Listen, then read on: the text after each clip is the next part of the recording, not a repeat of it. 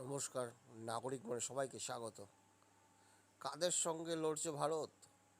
শেষ পর্যন্ত সেই দেশের সেনাপ্রধান নাকি দেশ ছেড়েছেন সেনাপ্রধান আসিম মুনির। জানা যাচ্ছে ইতিমধ্যে দেশ ছেড়ে পালিয়ে গিয়েছেন পাক সেনাপ্রধান আসিম মুনির। তবে কি পাকিস্তানে এবার সেনা অভ্যুত্থান? জেনারেল শাহরির শামসাদ মির্জা কি পরবর্তী প্রধান? সেটাই এখন লাখ টাকার প্রশ্ন। অন্যদিকে একটু আগেই খবর পাওয়া যায় ABY-553 এই নম্বরে একটি বাণিজ্যিক বিমান লাহোর থেকে ওড়ার চেষ্টা করেছিল। তবে কি তাতে করে দেশ ছেড়েছেন পাক সেনাপ্রধান? ঘুরছে প্রশ্ন। শেষ পর্যন্ত সেনাপ্রধান হওয়া হয়ে গেল দেশের। তারা লড়াই করে